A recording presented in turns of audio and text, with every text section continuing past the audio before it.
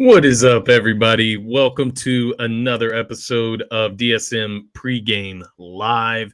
As you know, I'm your host at Scotty Drown. That's where you can find me on all social media platforms. If you're not already subscribed to DSM Media, be sure subscribe, share the video out, get everybody, all the Sixers fans out there, get them involved in this big pregame show. We're going to be here every single Sixers game for you here on out. We will be here to preview it live.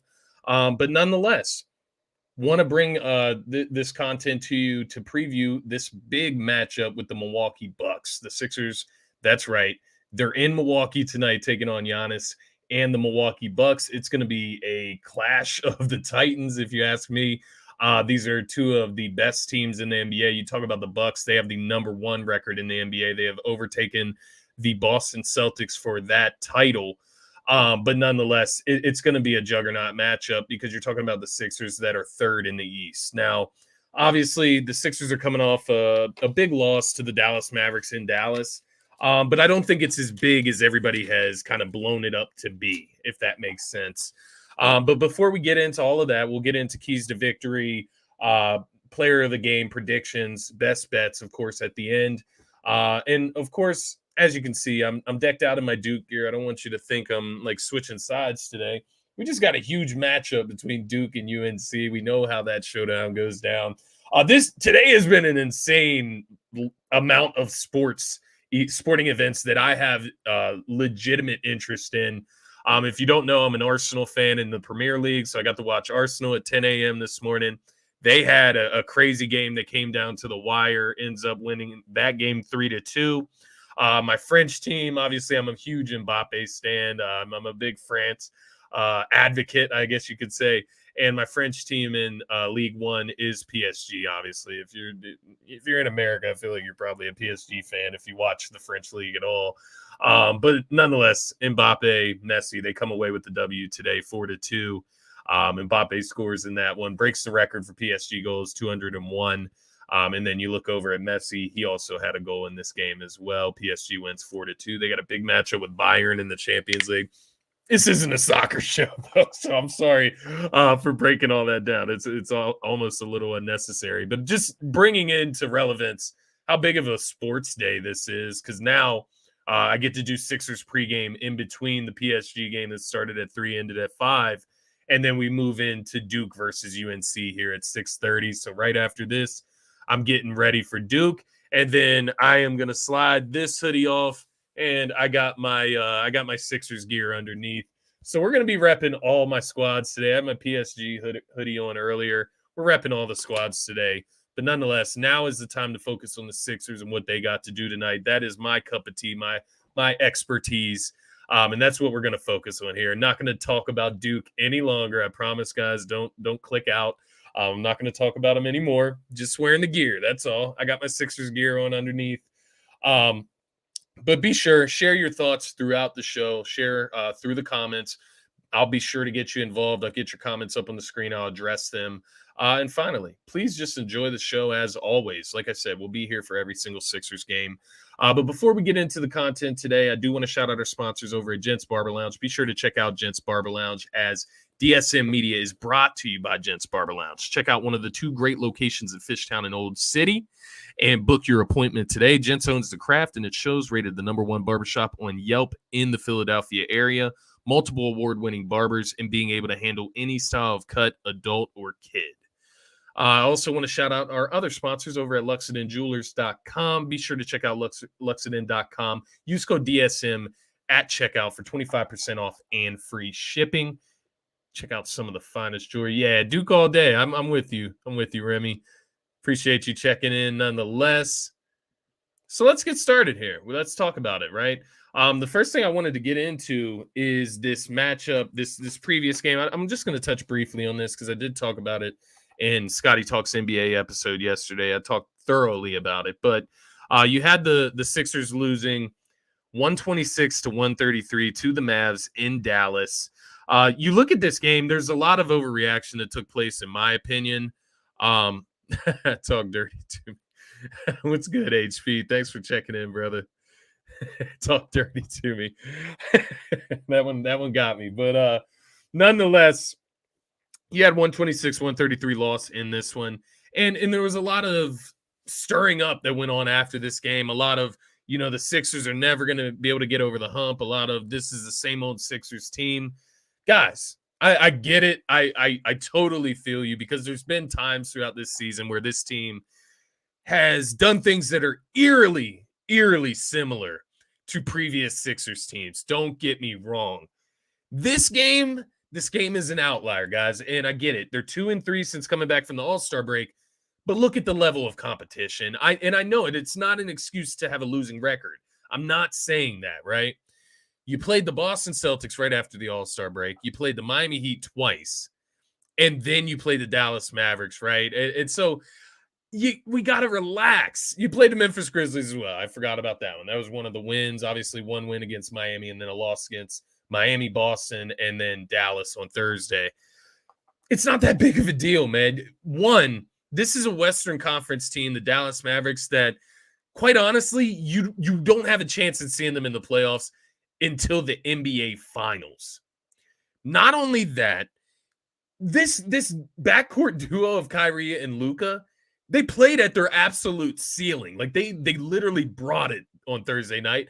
And that's, once again, not an excuse. You have to do something on the defensive end to stop them. But that was them at their best. There was 82 points between the two of them. There was 13 threes made between the two players, Luka and Kyrie, in that game. And while it does show signs that the Sixers don't handle guarding perimeter players well, yes, I do agree that. You're not going to see any two guards that are at the level of Luka and Kyrie on the same team throughout the Eastern Conference playoffs. Maybe you catch the Mavericks in the NBA Finals, who knows? And at that point, it doesn't matter. You're playing the best of the best at that point, right? Maybe the Sixers don't get there, whatever. It's just not that big of a deal when you're talking about a Western Conference team that you play 2 times a year. You're not going to see them anywhere in the Eastern Conference side of the playoffs. And you would ultimately have to break that losing streak in the second round in order to get to a spot to even play them. So it's not the end of the world. And finally, they tied their franchise record for three-pointers made, guys. Like, sometimes there's not much you can do. Not only did Kyrie hit 6 threes, Luka hit 7 threes, but you also had Reggie Bullock hit 5 threes. You had Maxi Kleber hit 2 threes. You had Christian Wood hit 2 threes. You had Tim Hardaway Jr. hit 2 threes. So guys were just on that night, and they do shoot the ball a lot better at home. That's the fact as well. But the simple truth is that they're not going to hit over 20 threes a night, right? And that's why they have a losing record with Luka and Kyrie on the court, because they struggle defensively. The Sixers still did put up 126 points that night. They just couldn't get stops. And that's not an excuse, but there are positives out of this game. You had Tyrese Maxey played lights out. He was the best player for the Sixers in that game, in my opinion. Embiid, while it wasn't the most dominating performance, he still had 35 points and 8 rebounds. Like, he still had 35 points. Even James Harden, 27 points, 13 assists in that game, 5 for 7 from the three-point line, guys. So you have to ask yourself, what else could the Sixers have really done? Just to put it this way, free throw battle, the Sixers won in that game. Field goal percentage, Sixers 57.7%, Mavericks 54.9%. They won the field goal battle. Rebounds, 37-31 in the Sixers' favor. They won the rebounding battle, which is one that they lose almost every game. Turnover battle, Dallas 13 turnovers, Philly 14. So they won the turnover battle by 1. 3-point percentage, Dallas 52.1%, greater than obviously the Sixers at 44.4%, but it's not that wide of a difference. You would say 44%, the Sixers are shooting lights out from the 3-point line. The difference in this game was the Dallas Mavericks 25 for 48 from the 3-point line, and the Philadelphia 76ers 12 for 27. They made half as many threes. They shot half as many threes, and threes equal more than twos. Newsflash. I said that since the All-Star break, the Sixers need to shoot more threes. They're one of the most efficient shooting teams from the three-point line in the NBA, but they're one of the lowest when it comes to three-point attempts. They're in the bottom half. That just doesn't add up to me. I get it. You have Embiid. He's gonna take up a lot of shots. He's gonna do a lot in the mid range, in the post. But everybody else needs to be ready to let it fly from three. And if they're not, if they're hesitant, if they're pump faking at the 3-point line, you're gonna lose to certain teams, right? The Mavericks are one of those teams. They shoot the three ball, and when they're hot like that, they are going to be really hard to beat for anyone. What would anybody do against that guard combo? How did they know? How did they know? How did they know what? Clarify. Maybe I forgot what I said there, D-Rav. Let me know what you're talking about there. Or if I'm missing something, might be a little secret convo going on there. But nonetheless, this game, I'm throwing this game out. I'm not throwing that game in the bunch of, the loss to the Celtics. That one hurt me. The loss to the Celtics, losing by 3. Jason Tatum game-winning shot after he had a miserable performance the rest of the game. That loss hurt at home. The loss against Miami, where James Harden misses a wide open 3-point attempt for the game winner, potential game winner, I should say.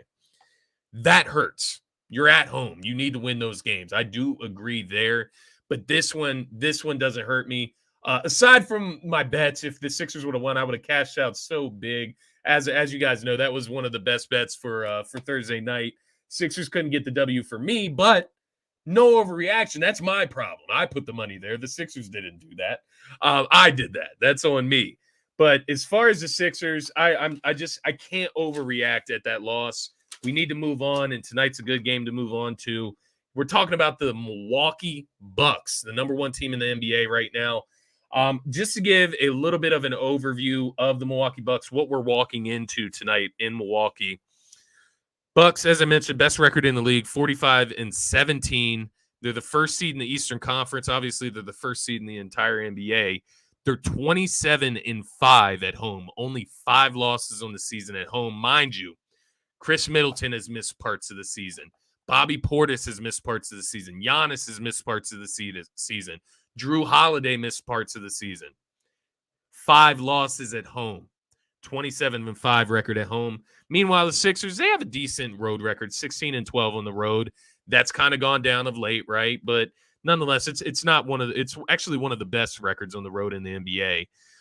Aside from that, you look at how are the Milwaukee Bucks playing of late. This is the scary part. They've won 16 games in a row. That can be scary, but that could also show the sign of a trend needing to end. 16 games in a row in the NBA in this day and age is a lot. 17 in a row. Maybe the 17th game is where that streak ends. But nonetheless, they've been playing some really great basketball of late. Obviously, 10-0 in their last 10. Looking at it from a statistical standpoint, where do the Bucks fall as far as team statistics? Points per game, they're top 10. They're literally number 10 compared to the Sixers at 16. Rebounding per game, they are first. They're the number 1 rebounding team in the NBA. Little tidbit there. That's going to be a big problem tonight. Assists per game, 16th for the Sixers, 19th for the Bucks. So not much disparity there. And then opponents' points per game. You can measure defense that way. Sixers third, Milwaukee top 5 at number 5. So you look at this Milwaukee team, they do rank better as far as team statistics as well, which would make sense. They have a better record. They're 5 games ahead of the Sixers right now in the Eastern Conference. What do the Sixers do tonight? That's what we have to talk about here, right? Because everything points to the Milwaukee Bucks winning this game. Let's be honest. The Sixers are 4.5-point underdogs, as they should be on the road against the Bucks. And this is a team that has been on a hell of a streak right now, the longest winning streak in the NBA currently. You look at the season series, though, it's tied at 1-1. And then they play, obviously, tonight, and then they play one more time in Milwaukee. I believe that's in the final month of the season. There's like a 5-game stretch in April where they play Milwaukee and Boston. So you kind of need to get this W. You need to get one of these, right, to tie the series. If you want to win the series, you need to win the last 2. Ultimately, I do believe you have to win these last 2 against Milwaukee, and then you have to win that last one against Boston. Ultimately, to get that 2 seed, in my opinion. Maybe the Boston game won't count, but specifically this Milwaukee game, unless they're able to stay ahead of Boston, then there's really no conversation. We're not going to be able to get ahead of either of them. But Milwaukee is the one team that we do still have a chance here because you still do have an opportunity to win the season series.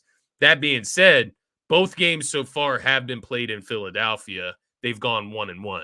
So you would say the Milwaukee Bucks have stolen one from Philly already. Sixers tonight, they need to steal it back. How do the Philadelphia 76ers do that? That is what we're going to talk about now.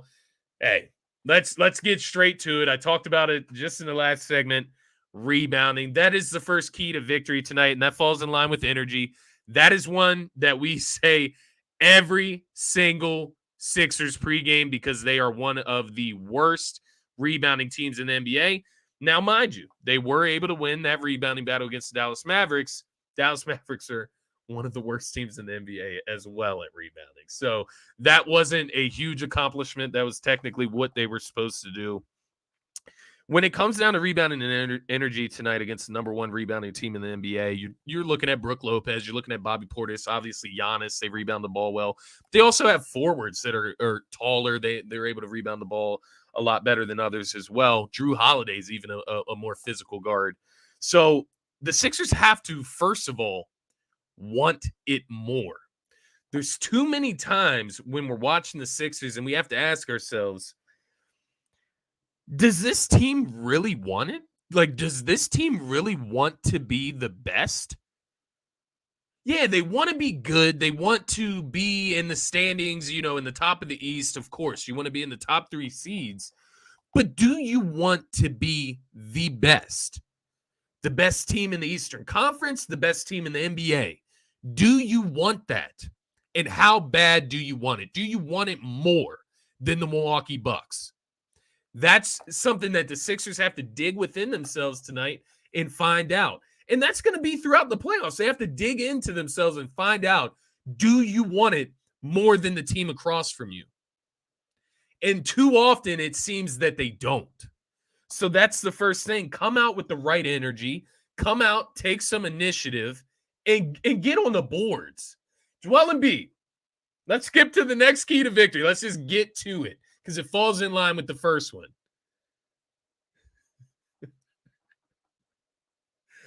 Do they?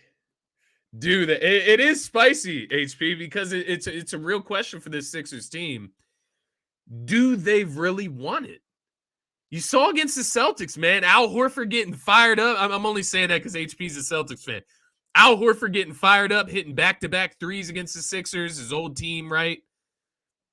They wanted it more. Jason Tatum hits the game winner. He was locked in. They wanted it more. The Miami Heat, that first game on Monday, Jimmy Butler comes out. He out-hustles every single player on the Sixers team. They wanted it more. They were tired of losing, they said, and they didn't lose that night. The Dallas Mavericks, once again, they had 25 threes. You could argue that they wanted it more. I wouldn't say that. The Sixers outplayed them in most parts of that game. But tonight, it comes down to you're playing the Milwaukee Bucks. I felt the Mavericks, for example, I thought the Sixers should beat the Mavericks. I think the Sixers are a better team. The Milwaukee Bucks, you'd have to argue that, right? That there's nothing that points to the Sixers being better than the Milwaukee Bucks, right? So that means the Sixers have to play out of what they've done this season. They have to play out of their potential that they've played at this season and play a lot better. But moving to my next key to victory, Embiid. It starts with him every single time. It starts with him on the boards. It starts with Embiid on the defensive end, protecting the paint. It starts with Embiid being focused, locked in on guarding his man. Embiid needs to, one, show up as a leader, not show up and score 35. Not show up and score 40 and 10 rebounds and 5 assists. Not show up and have 25 points, 5 blocks, and 10 rebounds. He needs to show up as a leader. Step on the court and show that you can propel your team higher than Giannis's. That's what it comes down to for me tonight. There are other matchups in this game that we're going to talk about that we're going to pay attention to. But elevate your team higher than Giannis can elevate his. It's hard as hell to do. I'm not saying it's easy to do, but it's something that if you are what you call the best player in the NBA, the most unstoppable player in the NBA, prove it. Because right now you are going against the best player in the NBA. And I say that confidently. I put this out on Twitter. I have moved into the camp of Giannis over KD. KD was my best player in the league. I have moved into the camp of Giannis over KD. I think Giannis is the best player in the world. Embiid, it's your time. Like, the writing is on the wall, right? If you want to be the best, you have to beat the best. They're the best team in the league right now. They're the best team in the Eastern Conference. And Giannis is the best player, arguably, in the world. Starts with Embiid, man. There's been a lot of talk about Embiid. That's why this is such a great point, because there's a lot of question marks about Embiid as a leader right now. There's a lot of question marks about if Embiid can get this Sixers team over the hump that they need to get over. And these are fair questions. I'll point out an example for you guys, because I did watch Jokic play last night. And I know we talk about Jokic and Embiid versus each other. I'm under the impression I think Embiid is a better individual player. But you look at Jokic last night in between timeouts, he's not sitting there with his head down. He's not sitting there uninvolved with the team. He's sitting there on the clipboard showing guys where they need to be on the court. So, yeah, Jokic had, 18 points, 14 rebounds, like 10 assists. He had a triple-double again. I think it was like 7 straight triple-doubles at home. Only 18 points. Dominated the boards, dominated in the assist column, of course, as he always does. But he does it as a leader as well. You see him engage with his teammates. That's what I want to see from Embiid tonight. He doesn't have to be analytical and get on the clipboard and do all that shit. I want to see him animated. Looking at his team like, yeah, when they make a good play, yeah, when they make a bad play, call them out. Be a leader tonight first, Embiid. His future has been talked about. His failures are being talked about, but nothing right now about him being the number 2 scoring leader in the NBA right now. Him being number 2 in the MVP polls right now. That's not being talked about. What's being talked about is his failures in the past, not getting past the second round, not having playoff success, not getting to the Eastern Conference Finals, not winning the MVP the last 2 years. His failures and then his future. You have Knicks fans on the internet talking about, yeah, Leon Rose is connected with Embiid. Embiid's going to request a trade out, force his way. We're going to be trading Embiid for Mitchell Robinson and RJ Barrett and 3 firsts next offseason. Like, this is what's being talked about around us.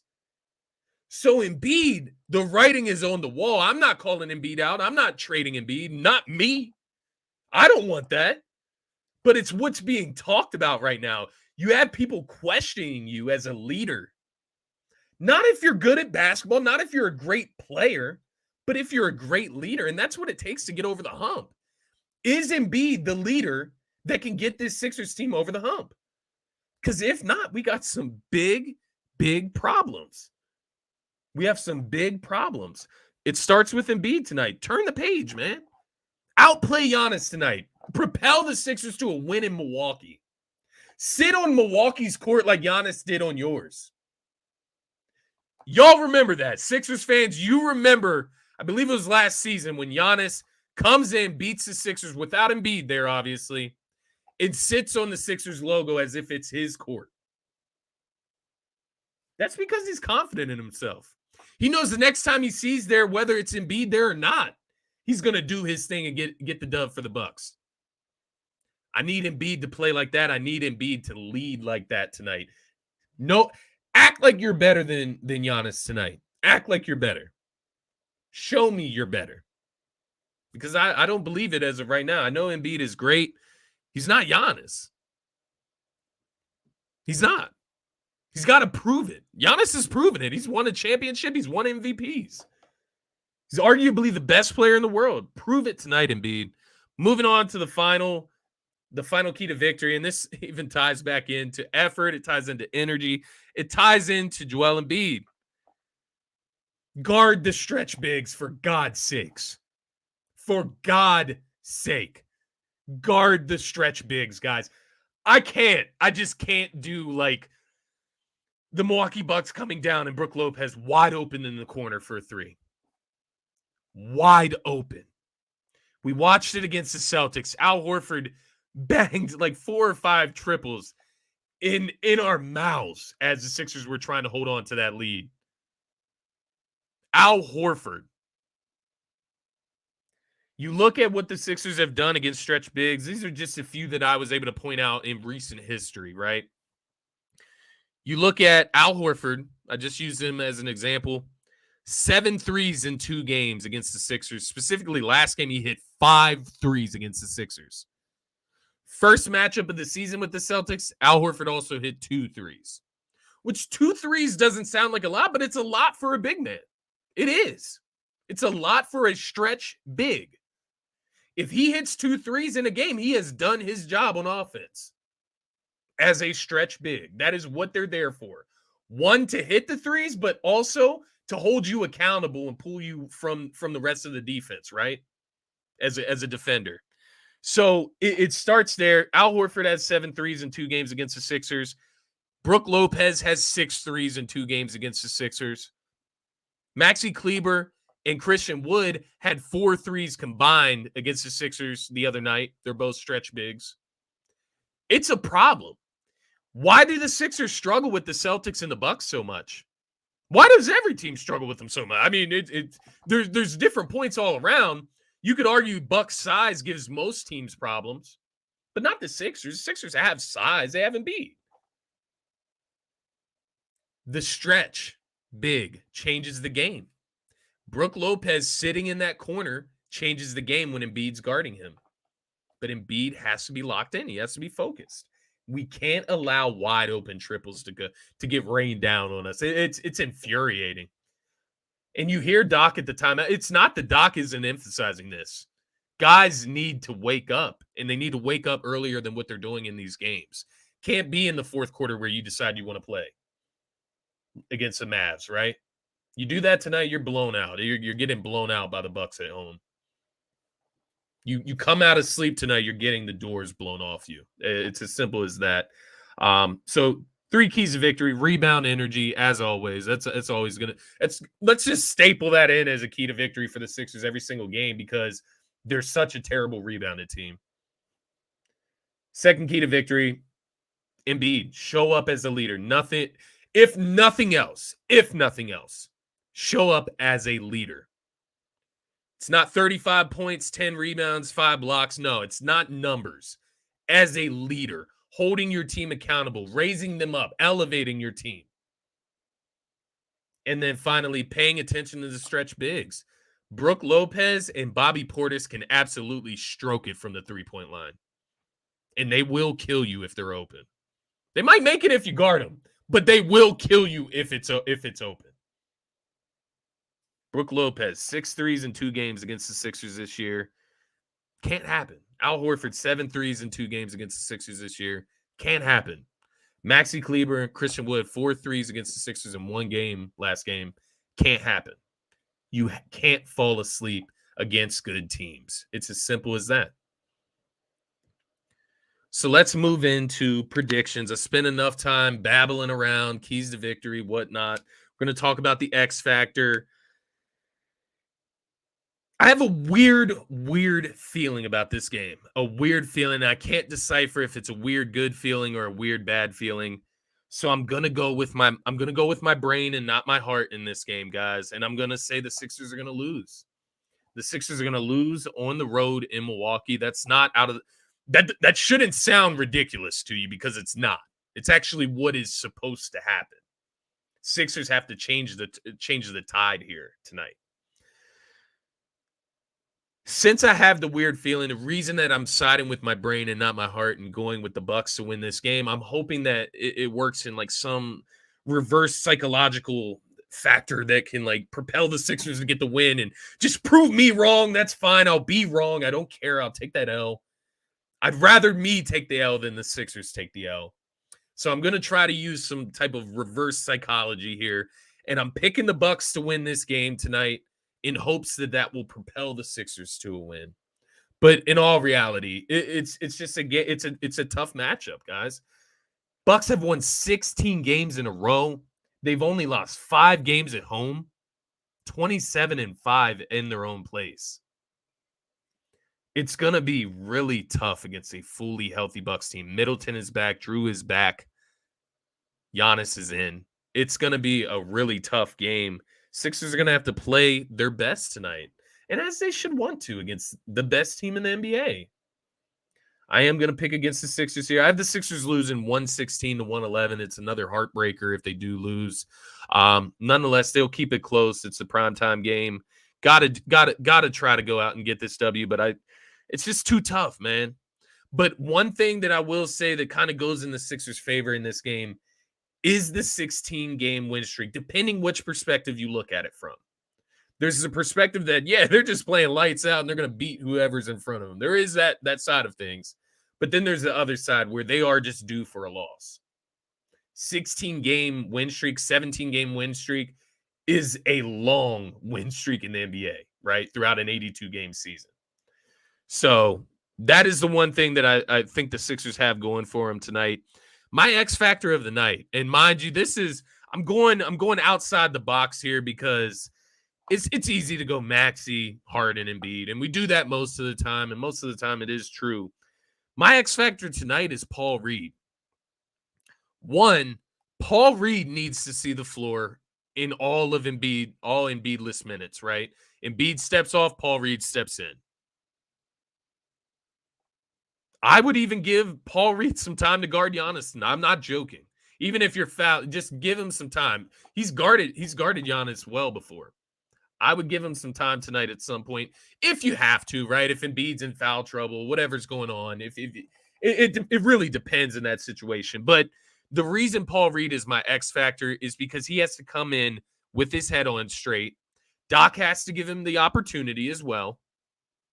And I want to see the Paul Reed that I saw in Miami on Wednesday that went to battle with Bam Adebayo. 16 points, 14 rebounds. One of the best games in Paul Reed's career. You saw him on Twitter after the last game. And this dude is so funny, man. Adding the NBA refs, talking about he's going to lose his minutes if he doesn't figure out how to fix that. Gotta commend the dude because he's not wrong. Doc will pull him, and he did pull him in that Mavericks game. Only got 9 minutes. We had to see Trez minutes. Don't do that to us tonight, Doc. Paul Reed is the better option. I can confirm that at this point. And he is my X factor tonight because the Embiid-less minutes are going to be so important. I do think Embiid shows up for this game. I know I talked about keys to victory, him showing up as the leader. I do think Embiid shows up and plays his best ball tonight. I just don't know if it's enough with those Embiid-less minutes. Milwaukee has a pretty good bench. They're a pretty deep team. So Sixers lose 116-111. Paul Reed is my X factor here. He could be a difference in this game. I'm not even joking. He could be a difference in this game. There's a lot that's going to feed into it, but nonetheless, I'm using a little bit of reverse psychology there. Let's hope I can take the L. Sixers get the W. Let's hope it works out that way. Nonetheless, I have no problem being wrong. Let's get into best bets of the night. Got my graphic here. Let's get this pulled up. There we go. So best bets of the night. Got 3 for you. Brook Lopez. We talked about it in keys to victory, guarding the stretch big. It's harder than what it sounds. It is. I just want the Sixers to be alert and be aware of what's going on. Nonetheless, Brook Lopez over 1.5 threes at minus 136 on FanDuel. Mind you, it was a little bit earlier when I saw these odds. Jay bitch ass. No, that's an inside joke nonetheless. Brook Lopez over 1.5 threes, minus 136. Looking at Brook Lopez against the Sixers this year, I did mention earlier, he's hit 6 threes in 2 games against the Sixers. 4 for 12 in the first game, 2 for 5 in the second matchup. So I expect him to hit those numbers tonight. Embiid's going to have a lot of other things he's going to have to pay attention to as well, specifically Giannis driving the lane all night. But I do want them to be alert and aware of the stretch big, right? We can't just sit there and let him kill us. If he hits one, get out there on him. But I do have Brook Lopez over 1.5 threes tonight. Next, we got Tyrese Maxey, man. Tyrese Maxey over 2.5 threes at plus 112 the last time I checked on FanDuel. You look at Maxey, he's hit this mark in his last 3 games. He was 3 for 5 against Miami on Monday. He was 4 for 7 against Miami on Wednesday, and he was 4 for 7 versus Dallas on Thursday. Why not? Why can't Maxey keep this streak going, right? I think this Maxey is closer to the real Maxey than the Maxey we saw in the slump coming off the bench, right? And let's be honest, playing with Harden, he's going to get more three-point attempts. Starting in the starting lineup, he's going to get more three-point attempts beside Harden. It's just as simple as that for me. Definitely smashing Maxey over 2.5 threes. And I mentioned earlier, I do think Embiid's going to have a good night. I do think he's going to assert his will. I think we will leave this game being pretty impressed with Embiid. I just don't know if it translates into a W. But Joel Embiid over 31.5 points at minus 122. He averages 33 on the season. He's the second leading scorer in the NBA. He hit the mark last game. He missed it the game before that, and then hit it the game before that with 41. So Embiid, we know what he does. He gets buckets in his sleep. As long as he comes out to play tonight, he will get 32. He's going to get to the free throw line. He's going to be able to do what he needs to tonight. So I do love the Embiid over 31.5 points, not even hitting his season average, right? Those are going to be your 3 best bets of the night, guys. I'm so honestly hyped for this game that, like, I want to keep talking. I do. I want to keep the show going because I know we're not even close to game time. But we are, to be fair, we are getting close to my Duke game time. So let me go ahead and get off of here, guys. But it's been a pleasure. I'm so hyped for this game tonight against the Milwaukee Bucks. I think this is a pristine opportunity for the Sixers to have an exquisite outing and beat the Milwaukee Bucks tonight and kind of shut everybody up, right? You beat the fully healthy Milwaukee Bucks at home on a Saturday night primetime game on national television. That's a pretty big win. So let's make it just that. Let's get the win tonight. Let's start with the Duke W. I do have to shout out, fuck UNC. I have to say it. Excuse my language if you're a kid. If your kids are, I'm sorry. I won't do that again. But I had to say it once. Let's get this dub first. Then let's get the Union dub. They are playing tonight too. They're playing the Miami soccer club, Miami FC. I have no idea. Don't hold me to that. But nonetheless, they do play Miami tonight. So let's get the Duke dub, Union dub, doop, and then the Sixes. Let's go Sixes. Get the W. It's a big game tonight, guys. Lay those best bets. Let's see green. Have a great night. Let's go Sixes and Blue Devils.